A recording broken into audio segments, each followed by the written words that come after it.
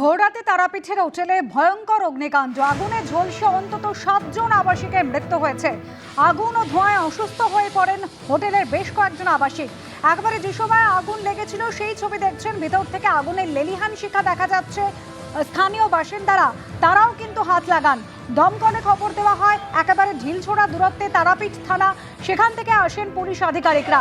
আগুন নিয়ন্ত্রণে আসে, কিন্তু ভেতরে ঝলসে আগুনে দগ্ধ হয়ে 7 জন আবাসিকের মৃত্যু হয়।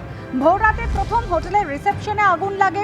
বেশিরভাগ আবাসিক সেই সময় ঘুমন্ত অবস্থায় ছিলেন। আচমকা আগুন লেগে যাওয়ায় হোটেলের আবাসিকরা আতঙ্কিত হয়ে পড়েন।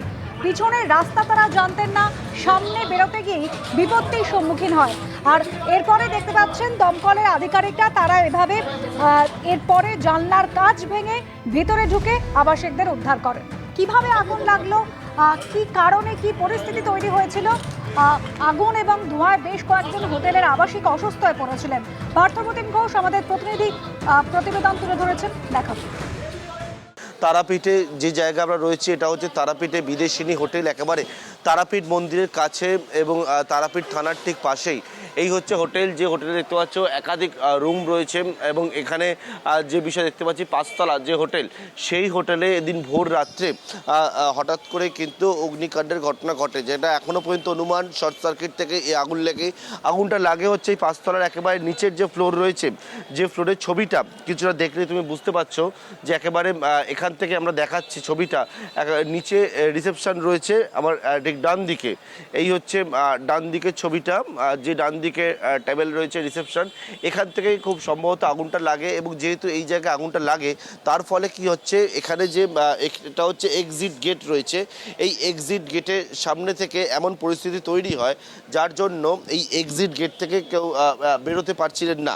এবং একেবারে এই হচ্ছে ডান দিকে রিসেপশন, সেই জায়গায় প্রথমে আগুনটা লাগে এবং তারপর এখান থেকে আগুন হচ্ছে ওপর দিকে ছড়িয়ে পড়ে। এবং এর ফলে কি হয়, অনেকেই বলছেন যে তারা হচ্ছে হোটেলের মধ্যে আটকা পড়ে থাকেন এবং আটকা পড়ে থেকে একেবারে যে পরিস্থিতি হয়েছিল সেই পরিস্থিতির মধ্যে কিভাবে তারা রক্ষা পাবেন সেই নিয়ে অনেকেই বলছিলেন। আতঙ্কের মধ্যে তারা ছোটাছুটি করতে শুরু করেন। কেউ কেউ বলছিলেন তারা ছাদের দিকে ওঠার চেষ্টা করেন এবং এখানে দমকল এবং পাশেই হচ্ছে তারাপীঠ থানার পুলিশ তারা আসে এবং আসার পর সঙ্গে সঙ্গে এখানে উদ্ধার কার্য শুরু হয়।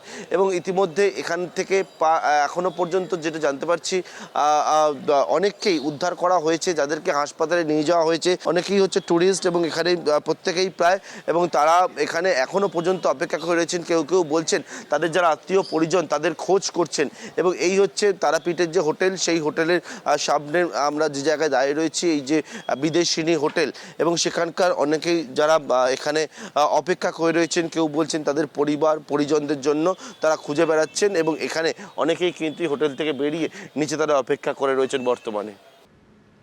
রিসেপশনের সুইচ থেকে প্রথম আগুন লাগে বলে অনুমান এবং শর্ট সার্কিট থেকে আগুন লেগেছিল। সেই আগুনের ধোঁয়ায় অসুস্থ হয়ে পড়েন বেশ কয়েকজন। দেখতে পাচ্ছেন রিসেপশনে প্রথম আগুন লাগে এবং তারপর আগুনের লেলিহান শিখা উপরে উঠে যায়।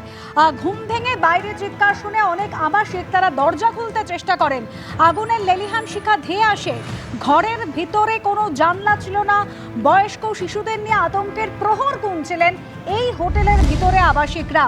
পিছন দিক দিয়ে বেরোনোর একটি রাস্তা ছিল, এক্সিট গেট ছিল, কিন্তু সেই দরজা বন্ধ ছিল, যার ফলে অনেকেই বেরোতে পারেননি।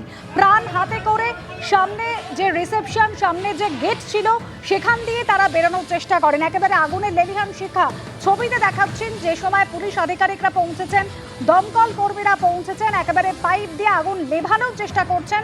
আর একেবারে ওপরে দেখুন 3 তলা 4 তলায় সেখান থেকে গল গল করে ধোঁয়া বেরোচ্ছে।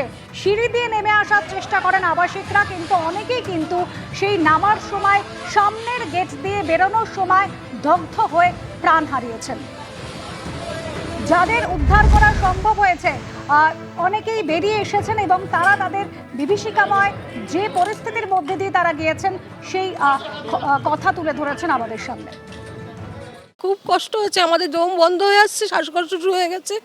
বাথরুমের মধ্যে রয়েছি আমি, আমার হাজব্যান্ড, 2টো বাচ্চা। কি করে বেঁচেছি জানি না। আজকে বাঁচতে পারতাম না, 2 মেয়েকে উনি সুখের সামনেই মরতে দেখতাম। তখন 5:30 সবাই ঘুমাচ্ছিলাম আমরা। বাইরে যখন চিৎকার চেঁচামেচি শুনে যে তারপরে দেখলাম যে আমার হাজব্যান্ড দরজাটা খুললো, পুরো আগুন, মানে একদম পুরো সারা হোটেল আগুন। যে আগুন ভেতরে ঢুকে এসছে, কোনো কিছু আর করা যাচ্ছে না। আমরা তারাপীঠ পুলিশ স্টেশনে ফোন করলাম, ফোন করে তারপরে ওরা ফায়ার ব্রিগেড পাঠালো, কিন্তু তাও আমাদের কেউ কিছু হেল্প করছে না। 1 নম্বর রুমে ছিলাম আমি আর আমার মাকে জানি না কি হয়েছে, আমি আছি। উনি আমাকে নিয়ে গিয়েছিলেন বলে এই যাত্রা অনেকটা রক্ষা পেয়েছি। ওনাকে অসংখ্য ধন্যবাদ। যে আমার মার খবর জানি না, আরো 2টা বাচ্চা আছে। আমরা এসেছিলাম বাদুড়িয়া উত্তর 24 পরগনা থেকে পুজো দিতে মাকে, কালকে দুপুরে এসেছি। আমার নিঃশ্বাসে একটা সমস্যা হচ্ছিল, তো আমি এসে এমনি আমার হাত পা তেমন পড়েনি, আমি ওখানে পড়ে গেছিলাম। পড়ে গেলে ওখানে কাঁচ আর কি কি ছিল তাতে আমার কেটে গেছিল। এখনো পর্যন্ত আমার কাছে যা খবর আছে সেটা একটা আবাসন হোটেলে ঘটনাটা ঘটেছে এবং ভোরবেলার দিকে ঘটেছে। ঘটনা খবর পাওয়ার সাথে সাথে আমি কলকাতা থেকে বেরিয়ে গেছি। ঘটনা পূর্ণাঙ্গ তদন্ত করে তবেই বলা যাবে কেন এই ঘটনা ঘটেছে, কিভাবে ঘটেছে এবং এই ঘটনার পিছনে কারা দায়ী। মুখ্যমন্ত্রীর সাথে আমার নিরন্তর যোগাযোগ আছে আর উনি সমস্ত বিষয়টা দেখছেন এবং আমরা যারা এর সাথে যুক্ত আছে, যাদের জন্য এই নিরাপরাধ প্রাণ চলে গেল, তাদেরকে শাস্তি হবে। আর আমরা ঘটনা পূর্ণাঙ্গ তদন্ত করে সমস্ত দিক খতিয়ে দেখে আমরা ব্যবস্থা নিচ্ছি। হোটেলের অন্দরসজ্জায় ফাইবার ব্যবহার করা হয়েছিল, যে কারণে আগুন আরো দ্রুত ছড়িয়ে পড়ে বলে অনুমান করা হচ্ছে। কি কারণে আগুন লাগলো এবং সঠিক অগ্নি নির্বাপন ব্যবস্থা ছিল কিনা তাও কিন্তু খতিয়ে দেখছে পুলিশ। ইতিমধ্যেই অগ্নিকাণ্ডের ঘটনায় একজন হোটেল মালিককে আটক করা হয়েছে। পুলিশের পক্ষ থেকে কি জানানো হচ্ছে শোনা। তারাপীঠে বিদেশনি লজ, সকালবেলা প্রায় 5টার কাছাকাছি খবর আসে পুলিশের কাছে কি এখানে আগুন লেগে গেছে। এখান থেকে মোট 22 জনকে জীবিত উদ্ধার করেছে ফায়ার ব্রিগেড আর পুলিশের টিম ল্যাডার লাগিয়ে। 11 জনকে আমরা হসপিটালে পাঠানো হয়েছে। অ্যান্ড খুব দুঃখের ঘটনা কি 7 জন মারা গেছেন, আহত হয়েছেন। বাকি আমরা এখানে তদন্ত করে দেখছি যে লজের যে অপারেটর যে ছিলেন মালিক, ওনাকে আমরা ডিটেইন করেছি। আমরা পুরো স্ট্রিক্ট লফুল অ্যাকশন নেব। আপাতকালীন ব্যবস্থা যে ভিতরে গিয়ে দেখলাম কিছু ফায়ার হাইড্রেন্ট বা হ্যান্ড হেল্ড ফায়ার এক্সটিংগুইশার্সগুলো আছে, বাট তবু প্রচুর ফলস সিলের কাজ এগুলো আছে। আমরা FSL এর রিকোয়েজিশন করেছি, ফরেন্সিকের টিম আসছে। সেটা আমি যা স্পট ভিজিট করে যে টিমের সাথে কথা বলে বুঝলাম, এটা একটা বাইরের একটা কলাপসিবল গেট আছে যেখান থেকে মেন এন্ট্রেন্স, ওর পিছনের দিকে একটা দরজা করা আছে, সেটা বন্ধ ছিল। খোলা থাকলে হয়তো আর কিছু লোক বেরোতে পারতো, ধোঁয়াগুলো বেরোতে পারতো। আর যে ছাতের উপরে যে দরজা ছিল সেটা বি গ্রিল গেট ছিল না, সেটা কাঠ বা প্লাইবোর্ড দিয়ে বন্ধ ছিল। ওর জন্য ধোঁয়াগুলো যে আছে ওটা বাইরে বেরোতে পারেনি। ভিতরে এটা প্রাথমিকভাবে যে বোঝা যাচ্ছে কি সিট অফ ফায়ার রিসেপশনের পাশে হয়তো কোনো ইলেকট্রিক সার্কিট বা কিছু এরম ধারণার জিনিস হতে পারে। কৌশিকী অবস্যার আগে একটা বড় ফায়ার ডিপার্টমেন্টকে নিয়ে চেকিং হবে। মুখ্যমন্ত্রী এখনই ফোন করেছিলেন, খোঁজ নিলেন। এ অত্যন্ত মর্মান্তিক ঘটনা। টিআরডিএ শুধু যে কাজটা করেছে সে কাজটা হচ্ছে টাকা তোলার কাজ। টিআরডিএ দুর্নীতি হয়েছে।